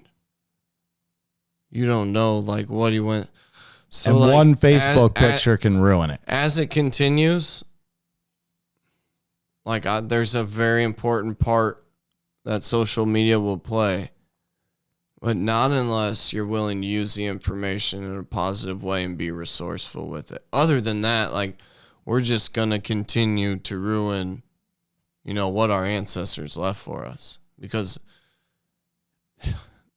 it's hard to say this, but we're giving out what people aren't willing to do is really all it is. Like, elaborate. Like so everybody looks at success weirdly. Everybody looks at success at filling tags, but what people aren't willing to do is fail. There's an acceptance to failure that comes when you sign up to bow hunt. Bow hunt, in my opinion, because I've never gun hunt.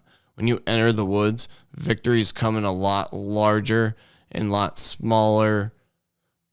A lot larger meanings, a lot smaller quantities. Yes. It's more of a reward and because they come less often. If you don't see those, if you don't learn those, it's like bow hunting is going to chew you up and spit you out. Dude, is that not anything in fucking life? But that's seriously, totally what it is. And it is, yeah. But it's a more, I mean, it absolutely is, but bow hunting is a more drastic, more passionate. I mean, when it comes borderline to you are about to kill this thing, there is a whole different type of adrenaline that courses through your body. You were born primal.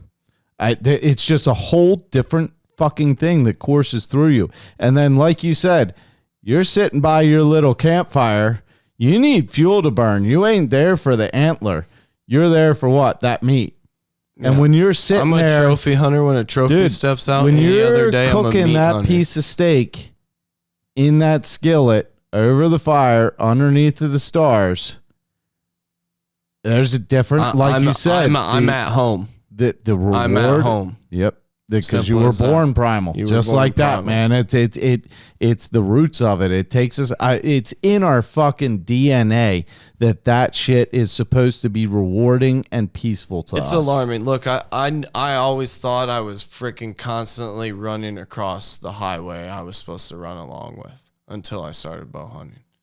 And now since I parallel that That's highway, a very good way to put it. that's freaking the universe. That highway's driven by the universe and driven to my beat, my rhythm in my heart, in my soul, what I'm meant to do.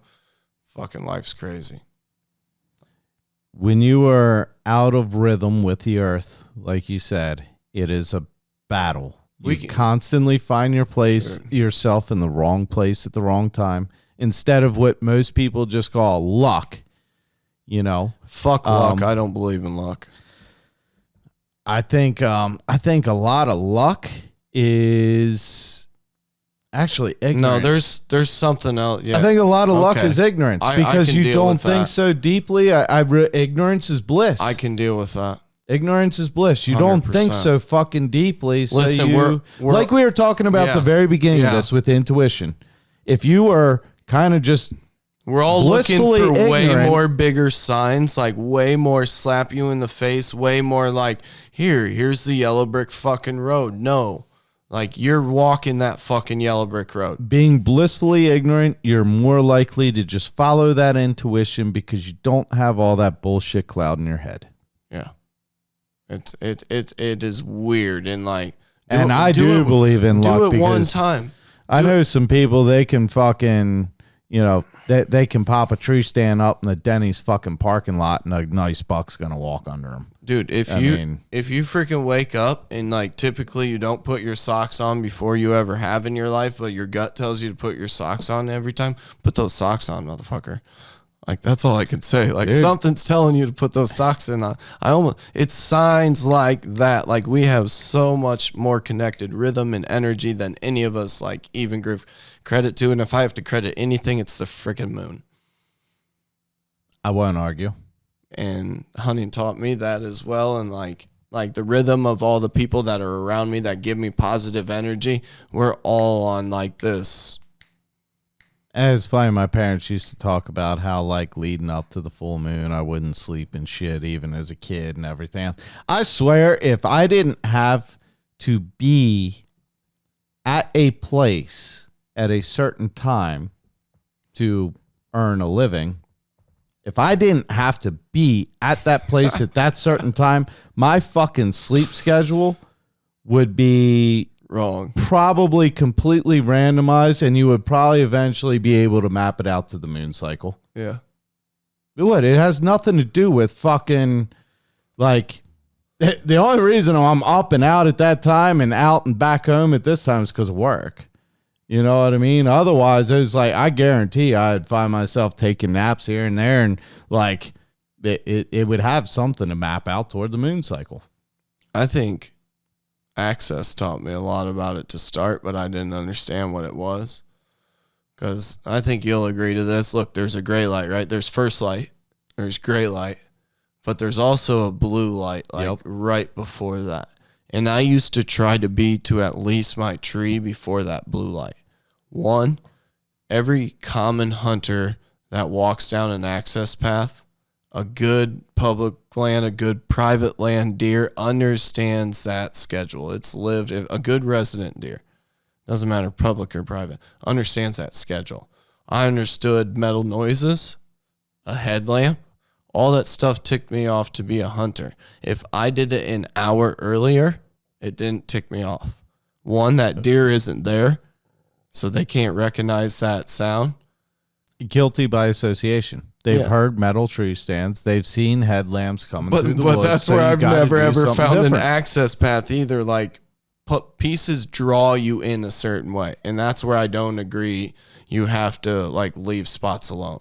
If it's a good spot, it's a good spot. You need to think about a different way to get in there. Agreed. If you have to use the other parking lot, go up, hook back, like there's a way to get in there. And if property lines, Most times. or something else, I mean, sometimes it's simply property lines. You legally, or Well, I'll be guilty. I've been so stubborn about this public land, that, like, I'll be my own critic. Probably not trying to knock on private land doors, at least for an access standpoint, has probably ruined several hunts for me. Being stubborn and being like, oh no, I can just do blah, blah, blah, blah. I'm this big public land guy. Like, I'm beginning to learn a lot about myself that, like, sometimes you need it. It's an imaginary line. It happens. But I mean, it's sometimes, and it's the same with not only accessing, but sometimes fucking recovering a deer. Yep. Property That lines worked can out be a for me. motherfucker. That worked out for me in Wisconsin. I'll tell you a real fucked up story. I don't think I've told this on any podcast.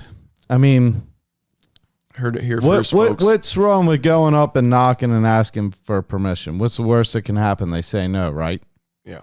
Well, Fuck no. Let me tell you a story. I was going to say, that isn't that the best second? Fuck no. That's Let like me the tell you a second story best. about what can happen. So Where were I'm you? gonna leave names out of this because it is local family to hear. I looked up a bunch of land. You may have heard us talk about this cabin my brother and I got. So I wanted to find some property near there to hunt. There is some public. I've checked it out and everything, but I saw massive chunks of land all owned by the same family, right? So I talked to a guy from up there and say, yeah, I'm going to go talk to Mr. X. I said, this, he owns a ton of land. He says, oh, I know him. He's a great dude. He said, I've done work for him and all.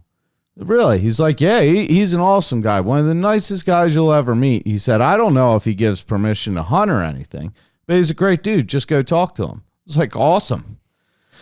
So look up, see where the farmhouse is, pull up, drive in, and there's a lady there in the garden doing shit out front, and it's like, Mr. XM. She's like, yeah, he's up there by the garage.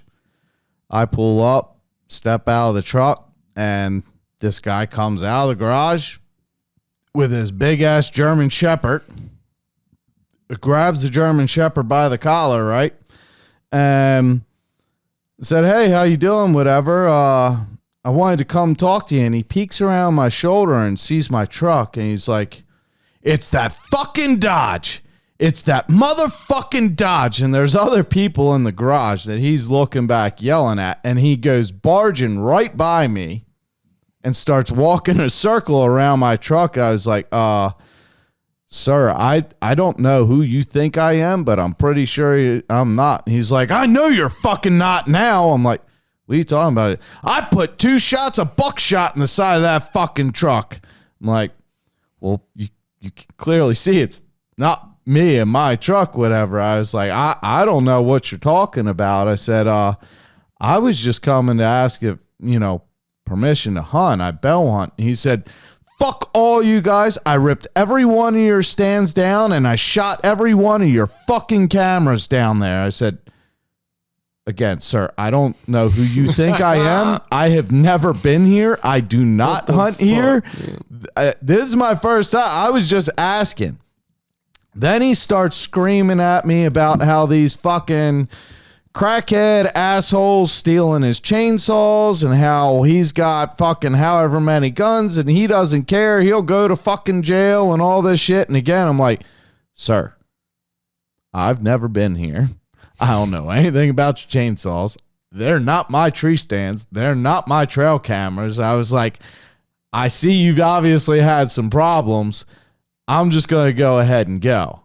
And he's like, I'm sorry to be an asshole, but this is just what it's come to. I'm like, that's fine. I was like, I'm sorry to have bothered you. I turn my back and I start walking to the truck. And I don't know if it was because I turned my back or if he gave a signal, but that fucking German Shepherd attacked me.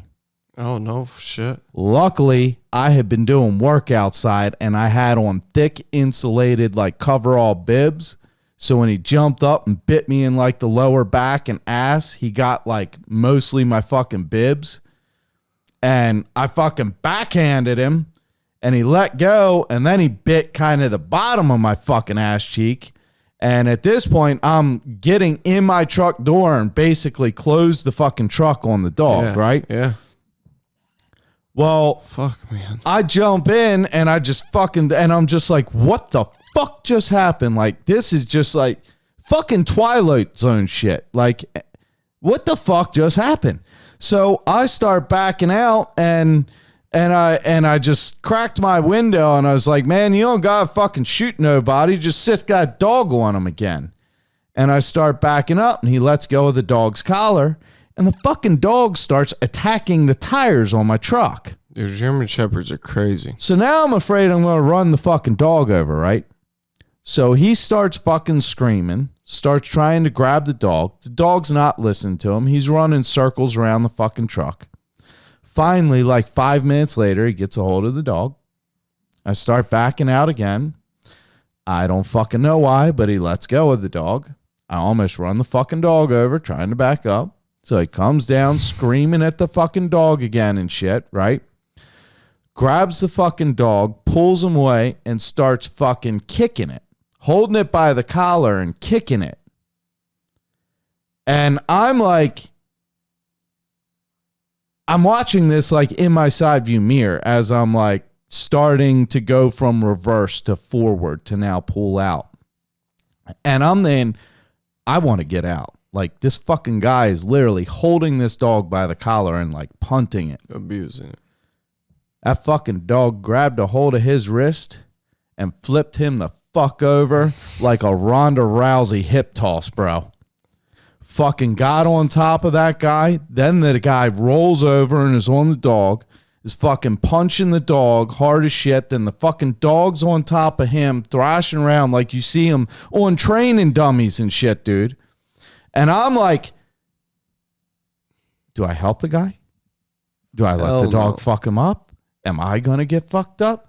So I crack my window and stick my head out like, what the fuck am I doing? Well, he's just screaming at his wife to go get the shotgun because he's going to blow the dog's fucking head off.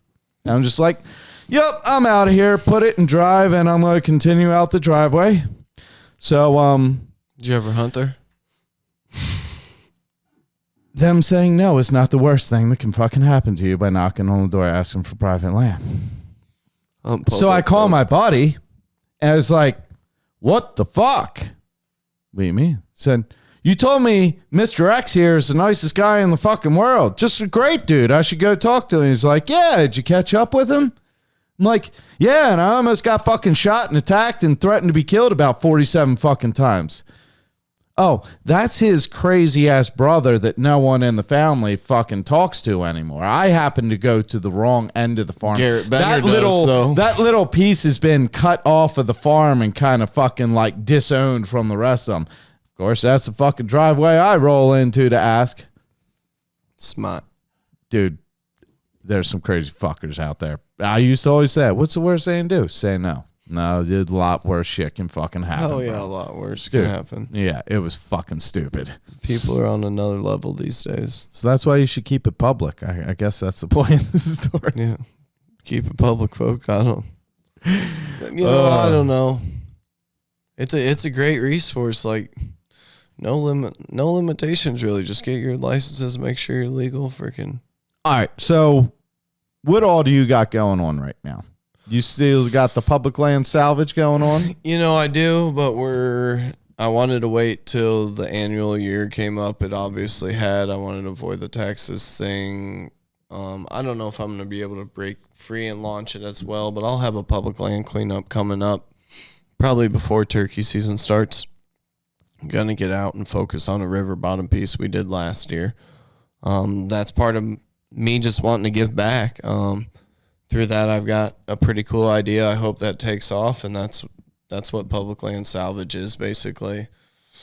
I do the Drifter Nation Facebook, which is just an open hang and bang whitetail forum, really, but it's more or less the travel aspect, the journey aspect to all of it. Like, I've got a lot of people that follow me and support me, and I wanted them to have a platform to come to and post what they have going on, whether it's,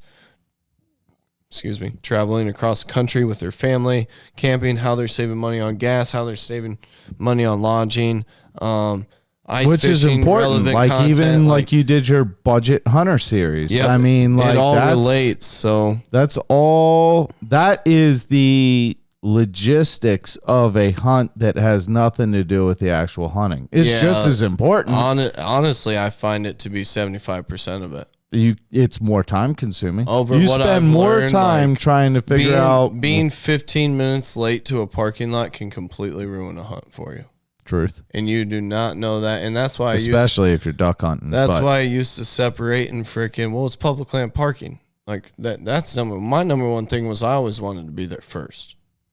I've got respect to people that are in there before me, but I wanted to be there first. Like the one time I went up to a Kentucky piece and pulled and parked my car, someone showed up and they were like, I mean, I was running maybe a little bit late, but I wasn't running that late. That kid had frost on his window already. Like, I don't play. Like, I probably slept there. I didn't.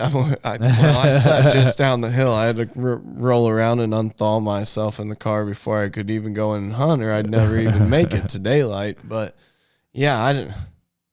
Yeah, I like to access pieces early. It's pretty cool to me to walk under completely dark timbers, but like a starlit sky. Straight up, it just says maybe it was that one experience I had with my grandfather and my father at our old cabin. And we slept on sleeping bags on the riverbank for as long as possible until we eventually jumped in the back of my dad's old white carpet van. But I just remember stargazing all the time. And something all about it is this evolution of like me just like blossoming, like from the roots to like a tree.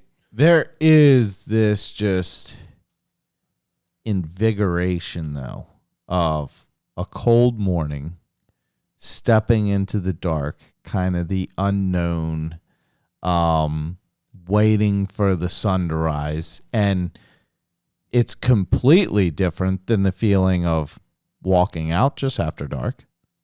Completely. There's something about the unknown and waiting for the whatever to unfold and everything else. There is just this invigorating energy of it. I want to do that DIY mule deer trip from the ground. Well, like there's something about like being in there super early, being up and being like thinking about being in someone's bed before that animal that knows that parcel, that knows that bedding area, that knows it like you know your house. You're going to beat it there before it's even thinking about getting there. And then you're going to tie yourself to a tree and try and shoot it with a fucking bow and arrow. You mean tie yourself as in like a saddle? No, but I got a sweet platform I can tell you about. Oh yeah, yeah, that you can use a tree harness with and just do just as good, I think. Yeah, wait till you see the platform I'm coming out with. Game changer, motherfuckers! Damn, son, is that the first time you dropped that, dude? I don't stop. And always into something. Have you announced that? Do people even know you're bringing a platform on? I don't know. People ask me for Trev. Like, ask Trev what he thinks about my platform. He's tried to steal it from me already. But so it's in this house. Well, there's a prototype that is a very informal base. I have a lot of modifications, but I know where I'm going with it. And now I got time. You know what I mean? Got a little bit of time till September. Not much time till I start fucking shooting fish, though. You want to talk about where the moon makes a difference? Shit. Start learning bow fishing. You'll find Dude, that's where I started, son. Yeah. That's where I started. Like, I was a fisherman before I was even a bow hunter, and I was a bow fisherman before I was even a bow hunter. So there you go. I heard a gobble in the woods before I was a deer hunter. Like, let's talk about jellyheads. Where are you going this spring? I got some pieces here in Maryland. What's fucked up is a lot of public land around here is like for deer only. It's funny. I think that's where the private land drifter thing started. Is Cody was like, why don't you come hunt turkeys on the farm? And it's like, Cody, I would never hunt a private land bird, bro. Like, oh, really? I think that's where it started, honestly, because it's like, dude, we got so freaking many. And they were like, dude, are you some sort of private land drifter? I think, actually, that might be. If you want to be honest, I won't even say it. I don't think I should. Fucking drop it. I've grown up a little bit. I might have been called private land drifter by someone else in the industry, and I caught a screenshot of it, and it's funny. Hey, use it for fuel. We'll just say First Breath TV might be born because of it, and I might start shooting a bunch of fawns. Oh, all right. Let's see it. Team less than 120 pounds. That's a great page, though. Like, let's talk about it. It's even real for Iowa. People don't shoot the deer that they think come out of Iowa. Like, I'll just be honest. Like, if you go meet some real world motherfuckers from Iowa, look at what I shot. We're not shooting slobs all the time. Maybe that's disrespect to like where I am, but like Clint Campbell came there as a PA resident this year. And what he told me was, sure, there might be more 3 and 4 year olds around, but the biggest difference is the ability to be called to and the response. Interesting. That's the biggest difference. Deer actually react where I'm from. Interesting. Because they don't see them. It's, do the math. 1 + 1 = 2. And I think that relates to deer hunting as well. Well, it does. And I mean, it relates to, just deer interaction. There being higher numbers of deer, higher numbers of mature deer. Like I was explaining to you, when I was at Bell and Bridle, the first night we saw this 6x4, and he was out of range. He grabbed his grunt tube and hit it, and that deer did not fucking like it. And he told me, he's like, man, grunt just doesn't seem to work. I'll say, Garrett showed me this footage, and I will say I had a completely different opinion about high fence deer. He's a real deer. They react like real deer. They're sketchy. Of the footage, like they are freaking on it. You saw the deer blowing and taking off. There's no fucking. I'm just walking up to this corn pile that this dude's feeding me. Like maybe some are, but like here's the difference. There's spots on public land that you can. Or just think of a park. It's public land. High pressure. How many people are there? Well, they're not really fucking hunted, so you can walk right up to but them. Is that is that a tip in itself? Like, what's that? You seem to elaborate on it, but I think what Garrett really means is, or what I'm trying to interpret of it is that human access, it can be used to your advantage. Yes.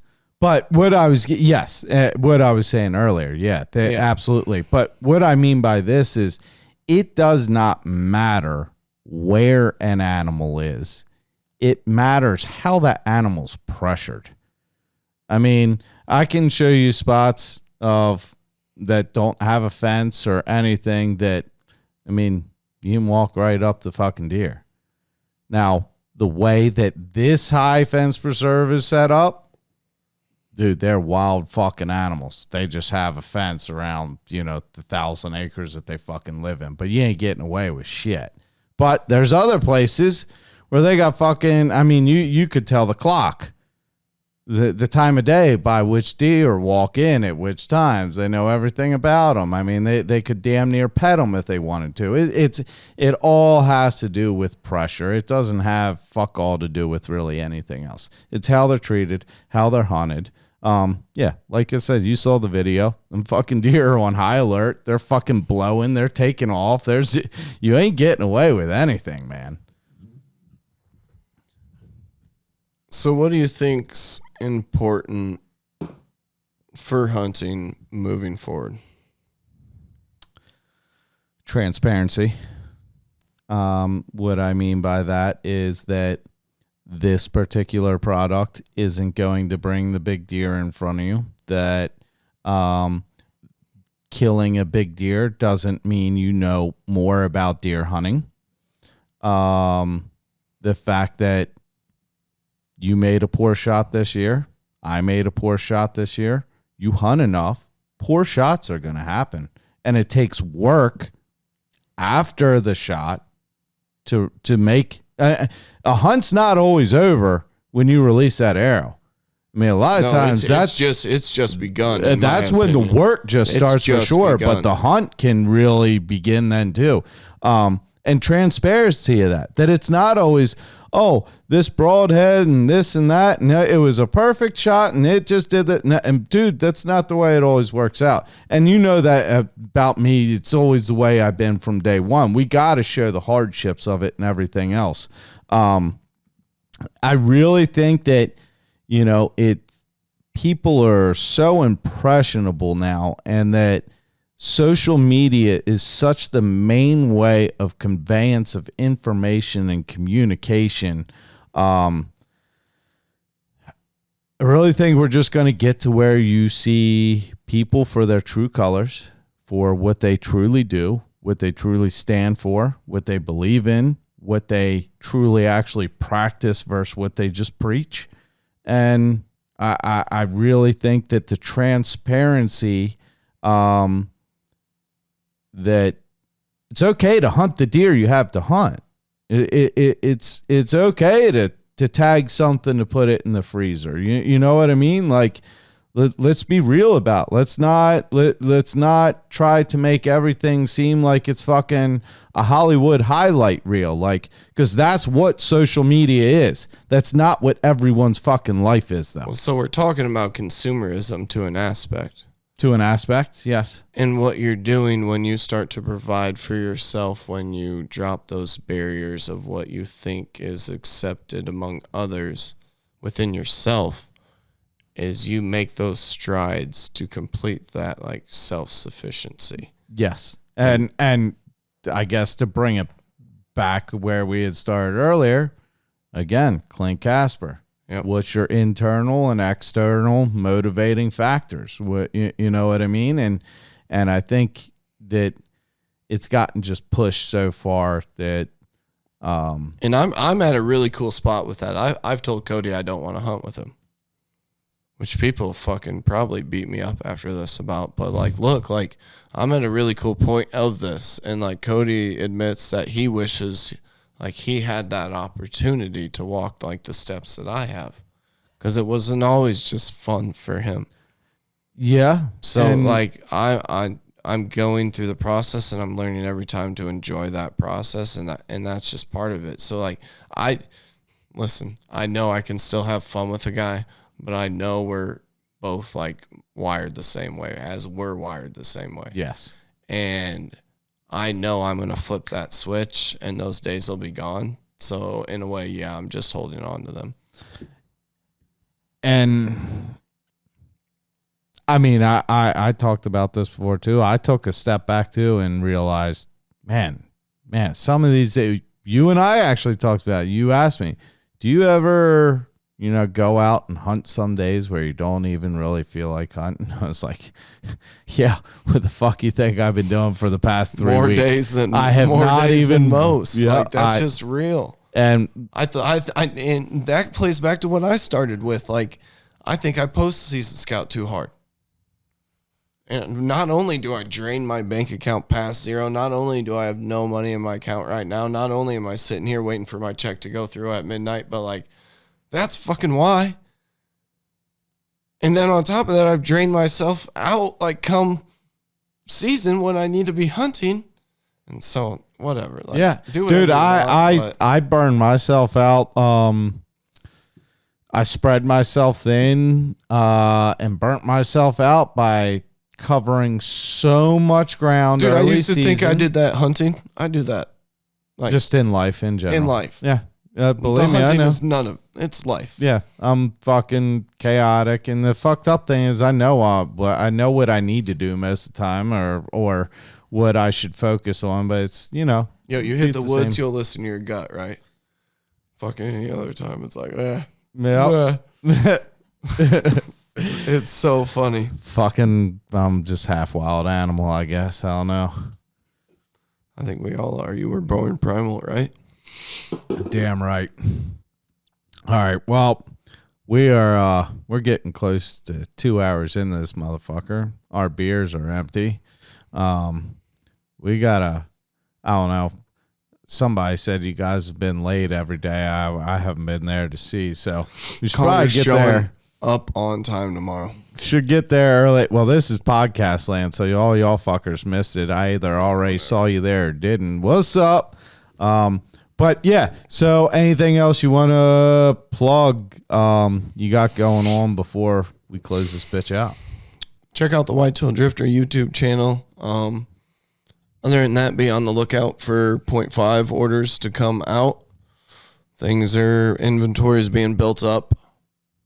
Production's going to be happening soon in the near future. So if you want to avoid, like, let's just be honest with all this too. All you miserable fucks that want to buy a stand come like start of the season, but you need it in 2 weeks and we're not going to possibly be able to meet that because of demand.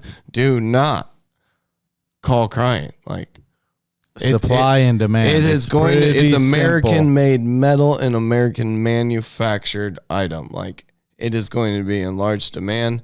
It's the best in my opinion. You want to get on this list now. You do not want to wait. And if you want to be efficient, you want to start practicing now. True. You want to get, like, the 0.5 is perfect for observations. That's like, anyways, I don't want to make this all about Lone Wolf Custom Gear. Bottom line, it's about people getting into the woods. All I wanted to say other than that is hunt hard. I dig it, dude. And I mean, as far as, for me, shit, you've seen me up there at the the fucking outdoor show. I'm over selling broadheads. I'm selling Zeus. I'm selling steady forms. I sold a tree stand, buddy. I sold an XOP stand while you were busy. Sent people over to look at the DeQuisto gear. Been hanging around with Wild Edge, selling saddles and platforms and sticks for Matt. Use what fucking works. Support people that are fucking good in what they do, and hunt hard. And with that, motherfuckers, this has been another episode of the KiLLs podcast with my man Whitetail Drifter while he's in town. It's about time we got to crack a couple cold beers and chill somewhere in the east instead of out there in the Midwest. I don't know. After this, what? We got maybe Iowa Deer Classic, maybe Ohio, WCB Shoot this summer. All kinds of good shit going on. Till then, we'll be drifting around and partying it up on private land, I guess. All right, brother. It's been real. Drift hard, y'all. Peace out, y'all. Ben kills it.